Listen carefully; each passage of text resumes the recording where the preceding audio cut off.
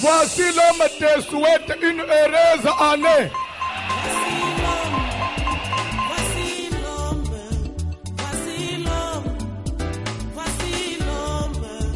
L'homme des douleurs, voici l'homme.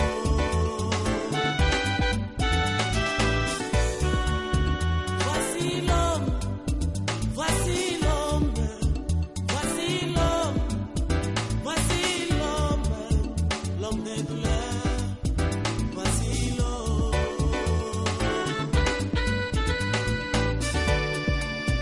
L'homme des douleurs, habitué à la souffrance. L'homme des douleurs, habitué à la souffrance. C'est Jésus. C'est Jésus.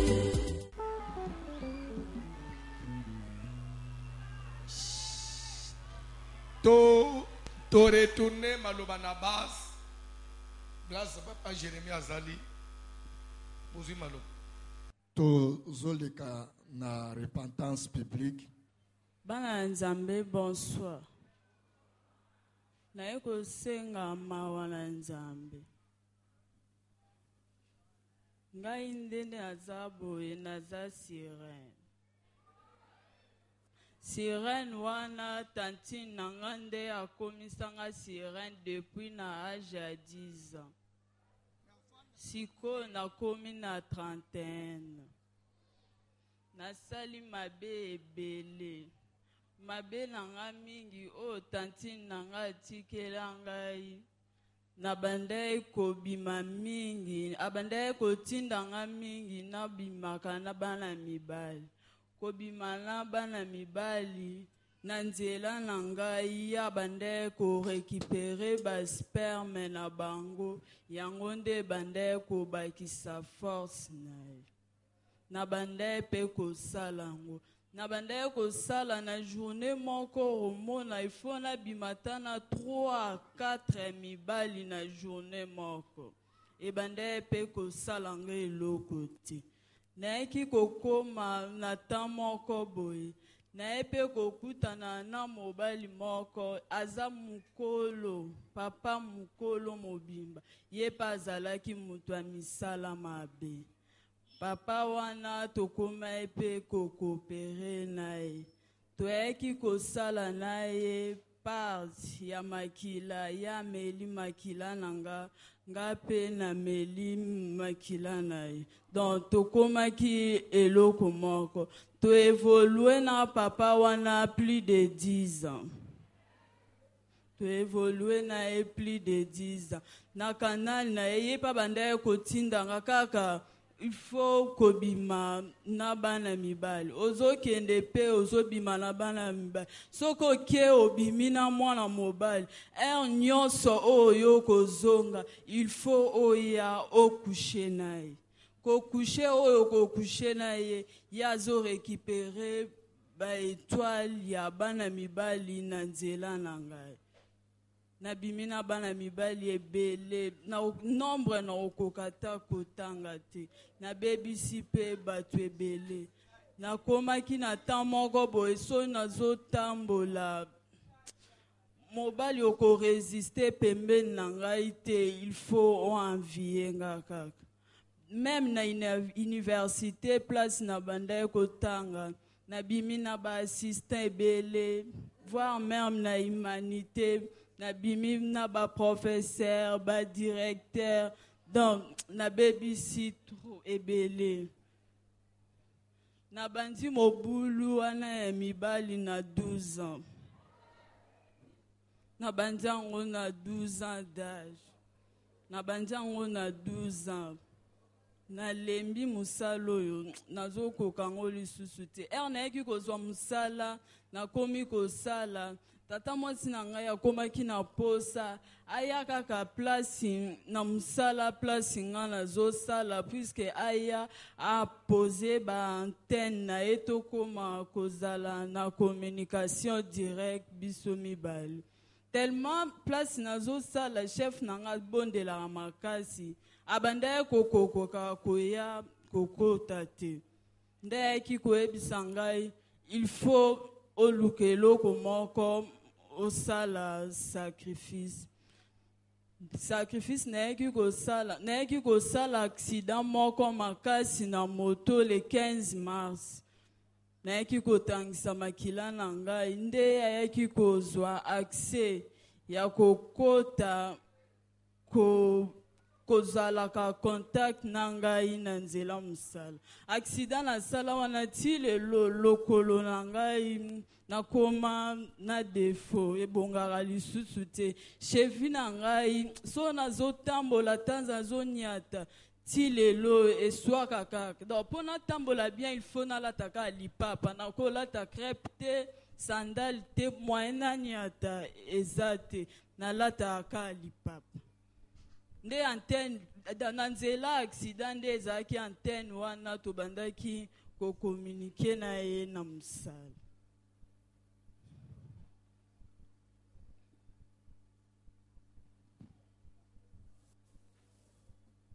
Nayaki kokoma na ntan moko naye kobima ntina leki na ngai moko ya mobali mwana na biso ya suka.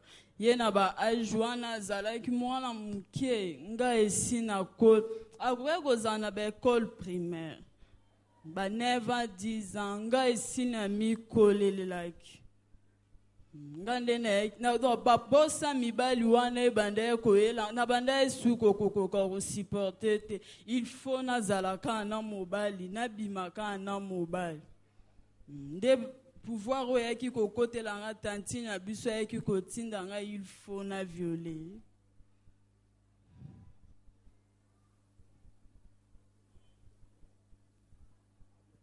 Tanti na ngai akufi na age ya 32 ans.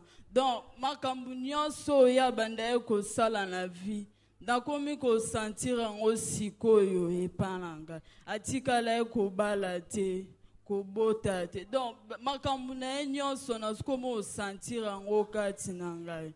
Na age oyo akufelaki age oyo mpe nga nakomi nango lelo. Donc nakomi kosentir lokola nakomi kolinga nalanda ye.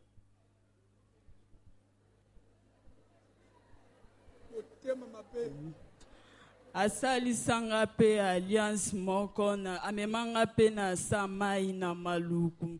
Mai wana akotisanga 3 fois na âge à 12 ans. Akotisanga 3 fois ebisanga oyo nga na sala yango yo pe il faut okosala awa na se ya moki. Donc o nyonso ya banda kosala yango nakomo sentir yango ngai nazosala.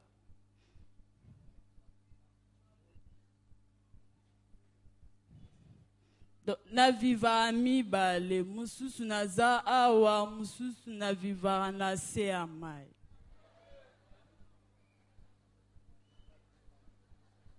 Na kukata soki boza kosengo porte bo na kukata yi ba expliquer biso place oyo malgré tante na kufa me aviva ana mokilao expliquer biso place wana expliquer biso place wana tante na kufa bakunda mazala ana mokili bazala nayi ko viva nde na viva ya mwana mokili ya mwana se multipliaka. Multiplier na kozala MC naza na komi na kin MC okomona nga pe naza na lingwa la limete naza ko se multiplier. Ana culte ana lingwa la ana limete même temps ana culte. Et kozala pe yote ozale o me wana ndako. Na kozala na okushe na mwana mobali mususu na lingwala me naza lisu mususu nazo kushene na komi na kin.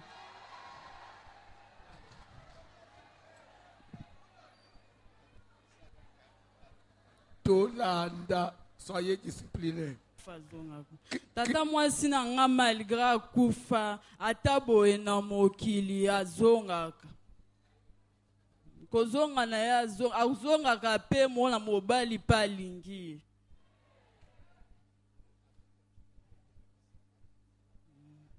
A continue a pe kobimisanga azongaka nazala so na fandi omona na o sentir présence na ye pembeni na nga. eloko nayeli awa nazoluka lobiko nalingi yango lisusu te na age nakomi nango nalingi su mosalo te. Stop, Erekei. On va continuer na ye pour nous aider na musala. Mais eloko nazolinga osimba seroyo tota ane une église tam so yebite. Mais c'est une sœur de l'église. Il est à l'église ici. Ba même ya sambela ka. Biso nde to ebito zo landela yo yebakate. Ufanda anaya côté. Pour dire que bazaye bele yo nde oyebite. Na ba église okenda ba musu bazaye yo yebite. L'église a fait. Yo de mutu pa ça landa ya déranger. Ada mo sikitoko.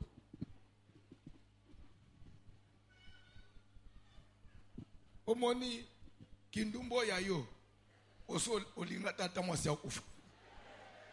Parce que tata mwasi ufa zo vivre na mibali na mukili yao. Azana ba sheri na ye. Pe yo kanisika oza na mwasi. Aya ape bozo tambula bo bimi bo sali nyonso. Ti lere bozo kabana azongene na séjour le mort. Azana ba sheri a vivre na bantile. Parce que kokufa o ya ye. Edeli kokufa normal ya tangu na nzambe te. Akufina 32, c'est-à-dire que degré les katia mulili akoyi na séjour de mort pour ba traverser comme akasi. Donc et pas dans nzambe na no akeite. Nano akufite do akufina kufa mais nzambe na no zimuli munaite. Donc et là la possibilité de vivre encore dans le monde.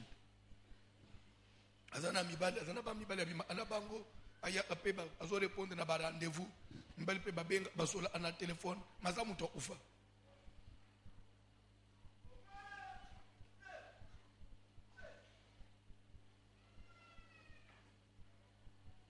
La sœur dit, papa, na baby sivi abato. Na bomi bana mibali. Na baby si misala bana mibali. Bana mibali so ba osale lo na vite.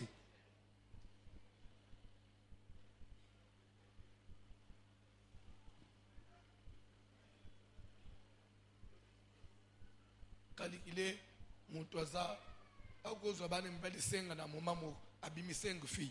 Azana okotomo siko na mitu na kilera solo na sengo ane na nazana vrai mutu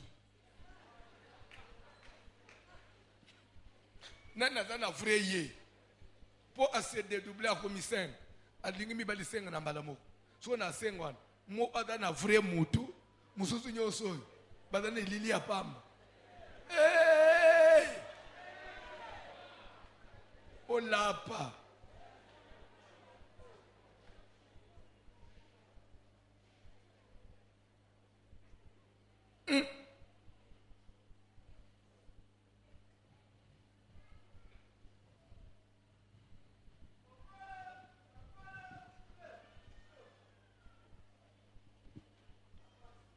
alobi asalaki accident ya moto eza accident normal te eza nde po apesa sacrifice bongo accident oyo osalaka ezaki normal ya moto yo poko ozala osalaki sacrifice te nani asasala accident moto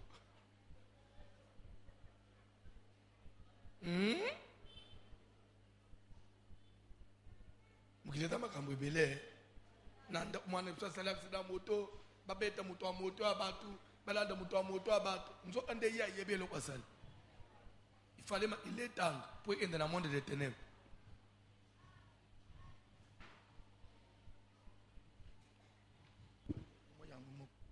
aza na fiancé landa disolo azwi mpe liste asombi biloko nyonso ye nde azali kobomba biloko wana na me biloko elimo kaka boye biloko nyonso alibala basumba elimo yango moko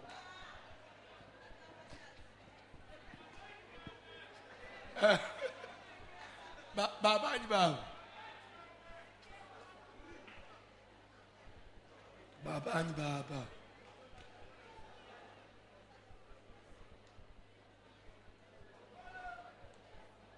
yoka pour votre information aza Bon, aïe, monsieur, ok. Attends, classe. Hein? Tu n'as pas classe ni n'attanga. C'est une infirmière et elle travaille. Elle travaille dans un hôpital. Mais c'est lui qui l'a amené ici, c'est son patron. Elle travaille. Jusqu'aujourd'hui, elle travaille. Elle soigne.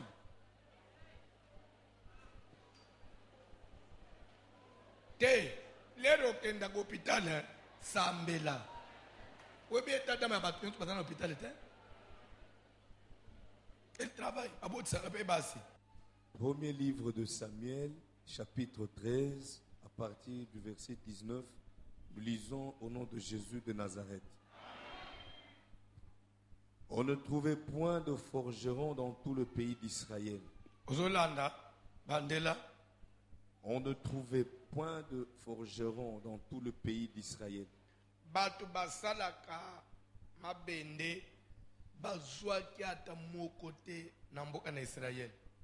Car les Philistins avaient dit, empêchons les Hébreux de fabriquer des épées ou des lances.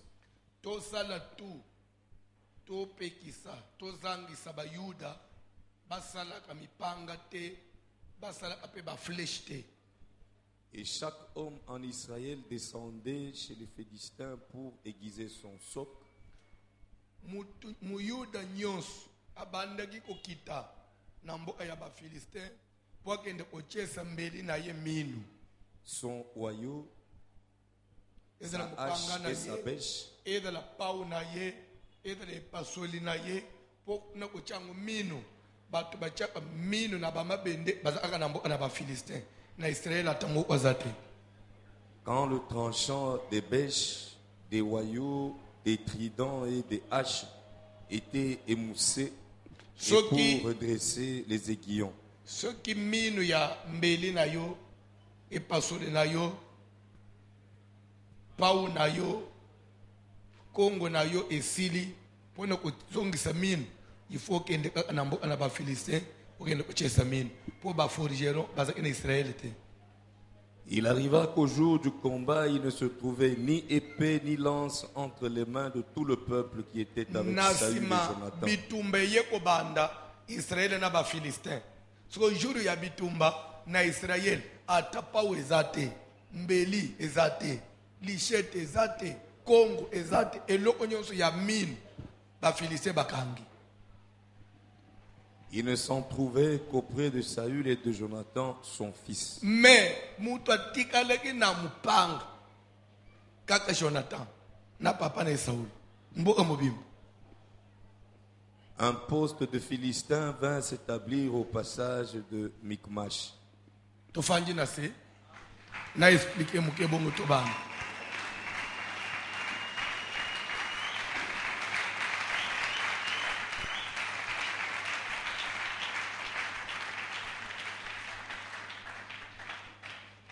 Amen. Na kozala mulaite na kobondela yo pesa biso matoi. Likambo na biso ezali la conquête d'Hébron clôture lelo. Amen. Ozobima lelo na Hébron na yo.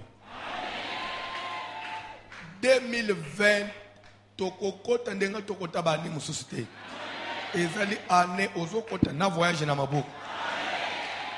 Je voulais déclare devant l'Éternel pour qui je suis serviteur et dans la batu bazali ao landa bakamuna zolo et dans la batu bazali église service ya mulai yo na ngai tosali na yo ya suka yango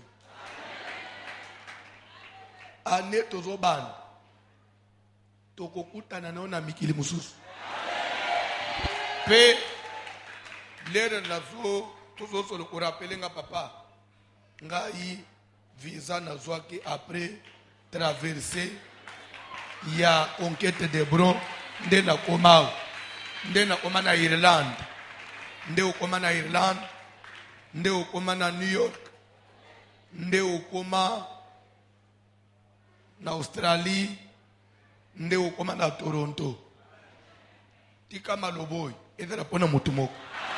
Parce que je parle comme prophète. service ya suka oya mulai ozo sala le ole célibataire eza oyo.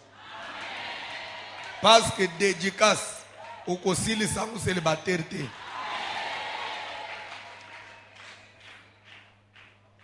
Eza maloba ya musale na nzambe. Tolali libanda, tobeteli bamvula, toleba ndunda, tofanyi nzala sili fale kofanda nzala, po tobi mamabo opamba te. Jamais nzamba sangisa bato ebele boy, po osaba. Akobandana biso te. Po atikala okose Israeli te. Ozozwa maternité. Zozwa maternité. Nzamba zosunga yo.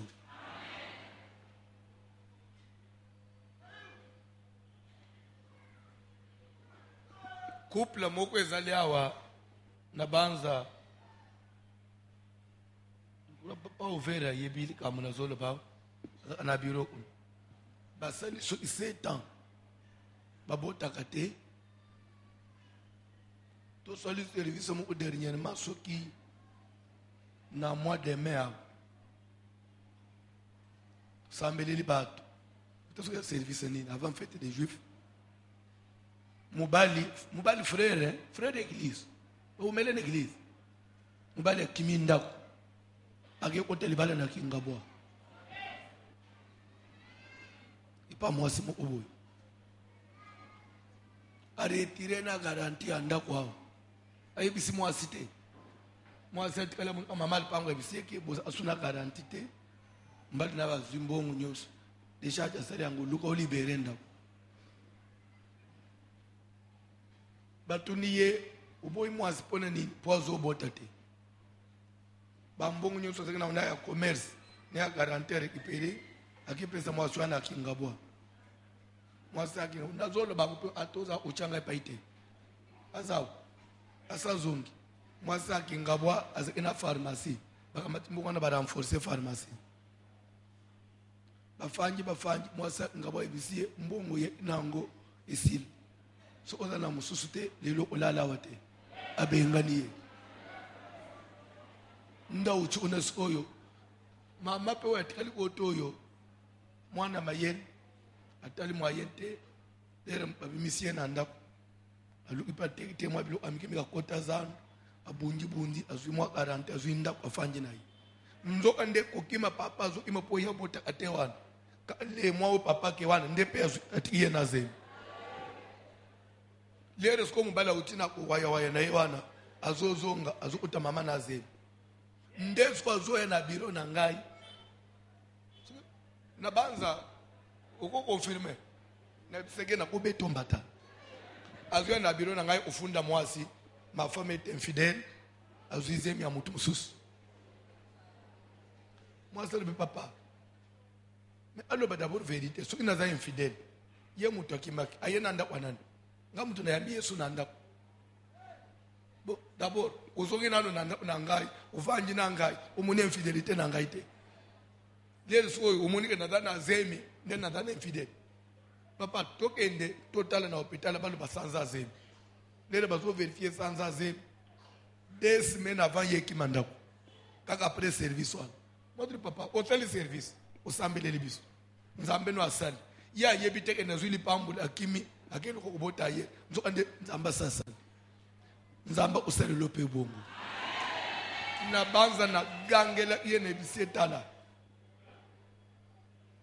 aza utumwasi ya féliciter po oyenelo ote ozina isika ufande po azolesa yo zozo pe kurasha oyo omona ngai afanja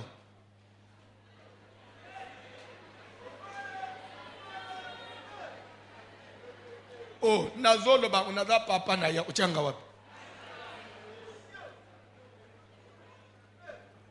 na manzamba pambulo mwasi malamu mwasi alobi papa yaze imutu ya yeboy amona yo po senga ngabulimbisi nga mwasi asenga ngabulimbisi mazoya alobi ye mibalie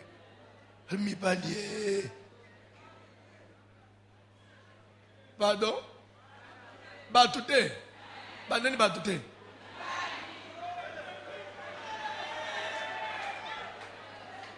na ote suste tozaba tute na ote nini tozaba tute skona ote nini mateyesi papa botele matozo nganda tozaba tute so ote nini ngaite so ngana da mubalite na mwasi ngana da na katikati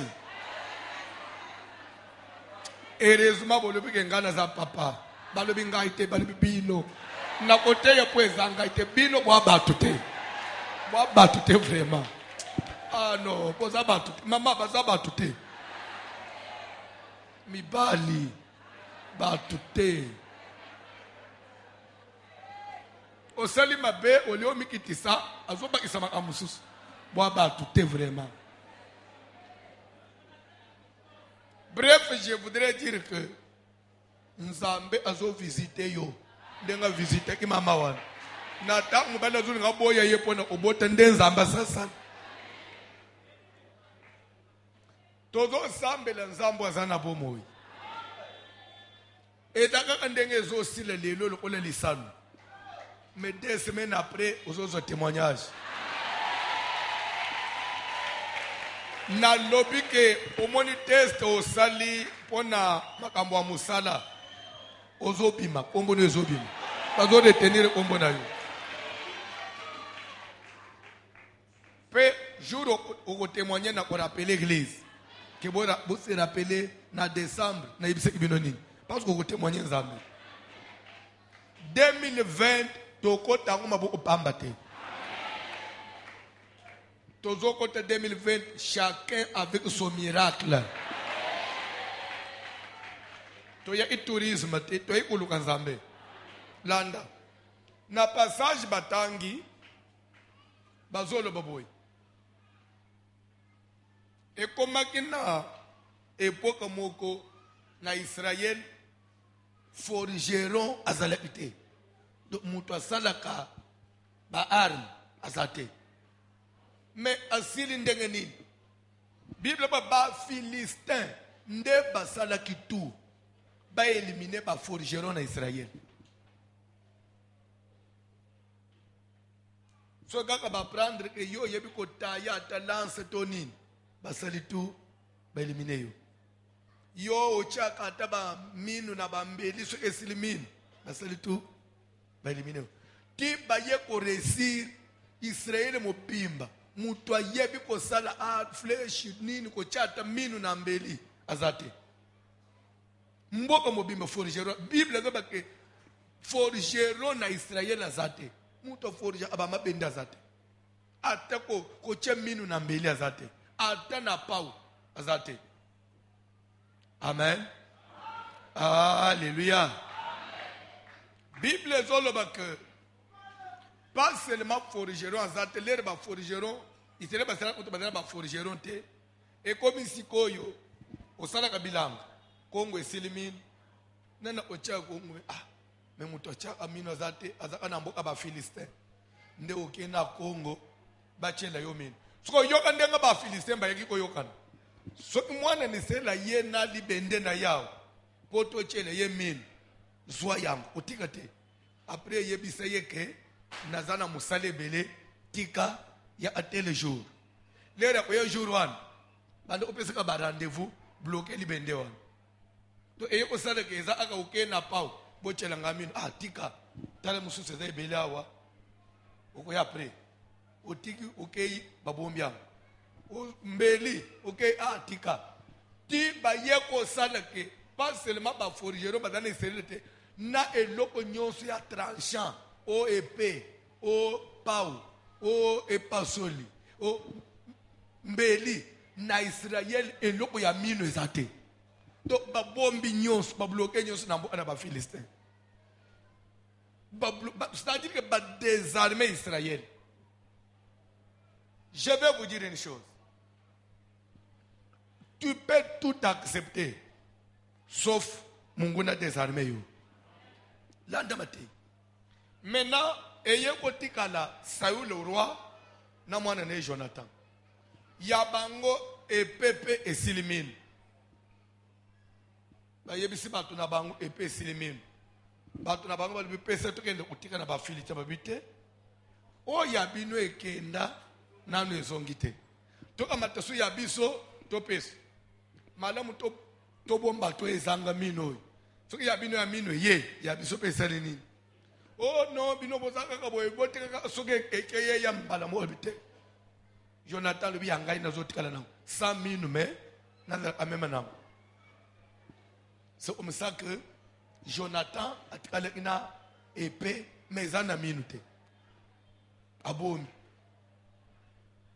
Bible ezoba na tangu bafilistin se rendre compte que il n'y a pas de forgeron en Israël et il n'y a plus d'armes en Israël. Nde baye ko se ranger maintenant na bataille pour attaquer Israël. Wana baye bazana elote. Nde babanyi bitumba. Bible ezoba ke bana ni Israël ba mitani. Bitumba ya boyo ko bunda ndenge nini. Ozana elote. Bango bazana nyonso. Israël ba kimi bango nyonso bage bomba bana bazama. Batiki mboka. Ko bunda ndenge nini. Il fallait seulement kokima. Nde bafilistin bamatisko mpo baye koenvahir Israël. Kote banisile babatamaki Bible ezoloba ke Jonathan mwana ya Saul ayebisi mutu na ya musala koyebisa ni papa ni mwasi na ngai ni bana na ngai te na katika cha butu tobima ya ogende kotika ngai na kaya bafilistin. Wana tukomi deja na chapitre 14 ya 1 Samuel à partir du premier verset tozo it. Tokena kaya bafilistin. Lere bazo kenda yebisi mutu na ya musala. Tozo zwa lokole elemu. Lere tokokenda. Papa tanga chapitre 14 banda na premier verset. Zo un peu quelques versets. Bayo ida prendre expliquer na clôturer. Rapidement. 1 Samuel, chapitre 14e. Un jour, Jonathan, fils de Saül, dit au jeune homme qui portait ses armes, viens et poussons jusqu'au poste des Philistins qui est là de l'autre côté. Et il n'en dit rien à son père. Saül se tenait à l'extrémité de Gibéa sous le grenadier de Migron, et le peuple qui était avec lui formait environ 600 hommes. Achija, fils d'Achitub, frère d'Ikabod, fils de Phiné, fils d'Élie, sacrificateur de l'Éternel à Silo, portait l'éphod.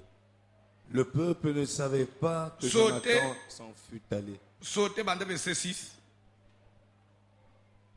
Jonathan dit au jeune homme qui portait ses armes, viens et poussons jusqu'au poste de ces incirconcis. Peut-être l'Éternel agira-t-il pour nous, car rien n'empêche l'Éternel de sauver au moyen d'un petit nombre comme d'un grand nombre. Yaka topusana na kaya banguna tangu mususu nzamba kozala biso ngolu po nzambe pone kobikisa akipakate bato baza ebele to bato baza muke atana biso mibale nzamba kokangula Israël wana maloba ya Jonathan fils de Saul. Même na nzela na yo moko Dieu peut sauver ta famille. Kokanisa teke lokola yo nde osambela yo umubali asambela ate seke libotana kobika te po papa ndala ngamo umtu na sambela non. Dieu peut sauver même au moyen d'un petit nombre. Kana yo peut bikisi libota mobimba.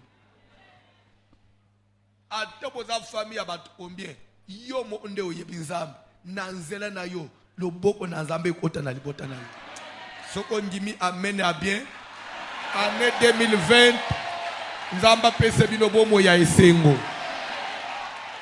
Ba prière nyonso seli na ane oyo edala na efeli boso nzambe. Rapidement papa. Celui qui portait ses armes lui répondit, fais tout ce que tu as dans le cœur, n'écoute que ton sentiment. Me voici avec toi prêt à te suivre. Oyoki quand même ndeko avec otambola naye ay bisiye papa eloko nyonso nzamba tio na motema salani salam koyoka mutu te yoka kaka motema na yo. Par moment, il faut que bimana koyoka bato. Kokonte na lulikolo na onzamba chayo na motema. Serviteur ne bise papa, onzamba chayo na motema wana. Salam. Yoka kaka motema na yo. Ngai na za sima na yo. Nyonso yo koloba na osala nini na kuapuye yo. Vous savez même dans un mariage, oyo mobali azana vision mususu. Moi c'est azana vision mususu pour aboutir te. Pe bozana le obozo salate.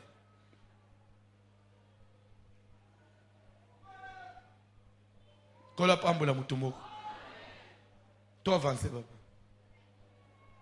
Eh bien, dit Jonathan, allons à ces gens et montrons-nous à eux. S'ils nous disent arrêtez jusqu'à ce que nous venions à vous, nous resterons en place et nous ne monterons point vers eux. Mais s'ils disent montez vers nous, nous monterons car l'Éternel les livre entre nos mains. C'est là ce qui nous servira de signe. Stop. C'est là ce qui nous servira. Nazo fanda na yo na expliquer na lumbang bokotanga na la suite na pesa synthèse. Pona ba Philistin na Israël et pesate. Oui ou non? Bazane lo ya minute. Bangu baza andenga baza même forgeron unazala ate. Sans savoir que Jonathan ya bomba iyaye ate zanga minu mabomba. Na katikati ya butu Jonathan ibisi serviteur na ye tokei na kanya ba Philistin. Lero tozo ken. Tozo chasing. Tozo bimakaka boy toyenet batu ba yo mi livrer. Soki na musika ba yebisi biso botele ma place bozana bo bougete. C'est que tokima. C'est que Nzambe apesi biso nzela te. Tokima tozo. Mais ceux qui balobi na biso boya tiao, bolingi nini boya. Tokende seke Nzambe apesi biso bato wana. Mutu bozo comprendre? Basambeli na mutu na musala, bazwi signe oyo ba pese epa na Nzambe. Jonathan bani otambola na mutu na bazoke. Bazoke. Soko kaya ba Philistin tala kaka boye bitumba, bozo zela tongo etana bo banda bitumba. Omoni ba ennemi ko soda ba ennemi azoya. Azoya la ba Philistin ba telebete omoni wana utumwana ya Saul. Lokola bazana minduki te c'est que ba ye o se livrer.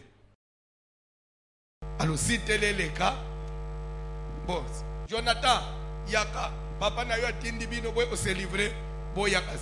Lere ka lobi Jonathan yaka Jonathan ebisi peti bazaki na ye na yebisi yo soki ba bengi biso. C'est que Batouane Nzamba livré bisoba. Ce qui va dire que souka place boza, c'est que Nzamba zana bisote tokim. Amen. Au moni année 2019. Ce qui Nzamba zana ina bisote. Alinga tika makambu makaso utala ina ngo emporter yo. Mais lokola Nzamba benji bisoti na souka yane, c'est que 2020 Nzamba pesi bisoya. Je vous jure. C'est ça le signe du fait que c'est pas que Nzamba bat télévision à aussi en bonne santé, papa, maman. C'est que 2020, Esaïa bis. Toko régner. 2020, toko somba bandako. Toko sala ba faire à minen. Soko ndi mi amene ya bien, Nzamba dala na yo na neto zoko. Biso to tambula kana ba signe. To tambula angulu ngulu te. Abiso ki balobi boya c'est que Nzamba zana biso. Effectivement les bazoya ba Philistin ba tele petit boya. Jonathan bisi petit azina ye. Nzamba pesi biso ba Philistin. Ataka ye moko na muto zo meme minduke. Bazoya maboko ka boya zo petit pe zo meme nani epe na ya batemi na sima na ye zo. Netika de ori na ye. Lere aka komi akuti ba Philistin ba vangi kijiba. Pona bango bato bazar mete mbala mo usa Jonathan le bina pete azana ye PCP na ngawana le aba PCP abanyu ko kataka bato bazana pa batali balobe bana ni sele basele bisoje c'est que bazwi ba epe zanga minu nde batike pa na biso po ba distraire biso babombi ba epe ya bien soki totika liao seke bango nyonso bazana ba epe ba bazwa kuda bazana ba epe tokosili babangi mbango na kobanda mbango wana nde bazobwaka ba epe na se nde Jonathan ngangi na sima boya bomi arme tolanda batoyi babangi ko se servir na ba epe ba bazokweisa nde babangi pe ko se rearme babangi siko ko attaquer Israël mais po bakoma na point wana esengele kata mutu mokwadra na kamwa epe ata ya lukuta ezanga mino. Je vais dire quoi par là? Nzambe, c'est qu'au ciel, Dieu avait cette délivrance pour eux. Mais Dieu a toujours besoin de quelqu'un qui va à la conquête, quelqu'un qui peut prendre le courage, quelqu'un qui prend le risque. Je vais te dire une chose, ce quelqu'un-là c'est toi. Comme toi tu as pris le risque, comme tu t'es avancé, la Bible dit ceci, quand moi épée zanga minu, mais le qu'on a eu risque ya ko défendre comme moi ensemble. Les raisons pour kaboy, nzamba che épée zanga minu comme na minu, ezo kat na bato na batele non. Tout le monde a ba épée mais oyote, c'est que ba bomba ya spécial et pourtant et dans la spécialité mais courage na ye ne komisa ki épée. Qui dit conquête dit quoi? Ne pas reculer, être déterminé, décider pour avancer, pour aller de l'avant. Année 2020, Makambwe Sim, et Sim de Toko avancer kaka. Même Ndengo Fanyuan, à Dogo Silis 2019 sans position, et dans échec T. Kozanga minduki na Israël lingolo bateke nzamba tikibiso Jonathan Lobi le Dieu d'Israël rien ne peut lui empêcher de délivrer même par un petit nombre parce qu'il est Dieu même avec fond ya muke ya commerce otikali nango mbongo nyonso esili otikali na kamwa kapitala ya muke wana kaka ya muke wana tellement Nzambe a ko soutenir yo kaka muke tikali ko se décourager te. Bible zoloba Saoul place azalaki ayoka makelele na kaba Philistin. Oh, ateli misiko atuni qu'est-ce qui se passe là-bas? Oh non, ba Philistin bazokim nini?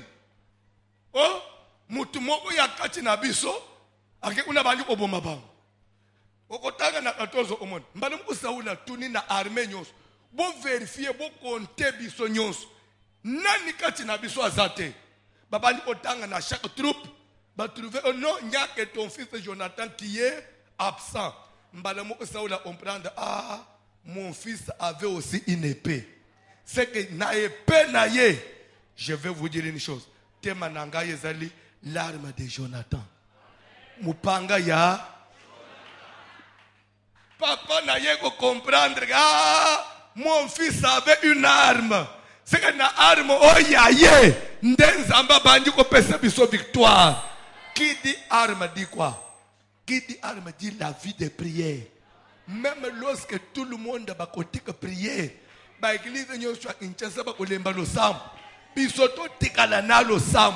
Atabato bazo critiquer bazo chiola eloko pesa ka délivrance sa prière Nzambe asalaka na nzela prière c'est pourquoi na yebiso même atana mikolo ya fête atana mikolo bato batana loyenge même atana petit nombre ba ye aw ezalo ko mbeli ezanga minu nous allons de l'avant et Dieu va te donner la victoire. Il y a des moments nanda unabino atabatu nyoso baboyi ko sambela yo telema sambela kono bateke siko bangu nyoso balingo sambela te ngamo na sambela ndeni nanzela na yo moko ko bi iselibota mobimbi pozongisi bomoyi Ce que Jonathan a se découragé un peu. Alors, mais ce que batu yotu badana mindukite. Ngai mo na osala nini na batu bele boy. Mais l'Israël la joie délivrance c'était. Nous avons na lola. Nous avons décidé de délivrer. Mais il y a des moments Dieu veut agir. Mais il veut un support sur lequel il faut atterrir pour salanine. Abanda musalana yi. Nzambe des fois azapre ya kopambola. Mais à kopambola na nzela nini. Dieu ne cherche qu'un canal par lequel. En réalité, délivrance et Jonathan. Parce que mettez-vous en tête. Yomoko. Tu t'avances devant toute une armée. Obanyu Oboma, mbalamu batouane, olepe ba attaquer yo, bazui somo, babanyu kokiva. Nyake Dieu. Pas seulement babanyu kokima. Na lere bazo kima, nzamba, Bible nzamba boit ele bango confusion. Bango na bango, banyu komona na ondire bazaba ennemis les uns contre les autres. Babanyu Oboma na bango na bango. Kaka oya tomboli épée, muso tombo, bazoya bango mibale, les deux Philistins. Oya zoya, atubi oyo pe, atubi. Bango mibale bakwei, au même moment bakufi. Batubani ba épée wane kwei nase, basode yesere ba ye, ba récupérer, babandi pe ou avancer. Donc kuna ba Philistins bazo bomana, bamuso bazo boaka ba épée, Saoul abandi ko avancer, abandi ko récupérer, pe Bible de ces jours-là. Nzamba pesa délivrance moko oya tikala ko pesa te na Israël. Pourquoi? Et l'air Zaoula yoki makelel atuni pe avant to kende bon même pe en même temps sanduku ya mibeko. Parce que la Bible dit car à l'époque pendant ce temps-là l'arche de l'alliance était en Israël. Quand je lisais cette place dans Metuni, pourquoi on dit car à cette période, l'arche était en Israël. Parce qu'il arrivait aussi des moments où l'arche n'était pas en Israël, l'arche était chez les Philistins. Mais ces jours-là, l'arche était en Israël. Qui dit l'arche dit quoi? Dit la présence de Dieu. Qui dit l'arche dit quoi? Dit la grâce de Dieu. On va le faire quand il est. Na moment tozana nzambe. Tozo vérifier tozana na grâce ya nzambe. Nde moma ba marikaka nde moma ba kende aliboso parce que na minute kalembele me grâce à ça. C'est pour dire que l'arche est en Israël et l'okonyo soto sala ke simbaka nde moma ya kotele me yo pour profiter nzamba fungola yo bakambo yela ina église na moma nzamba zo sala nano cha mutu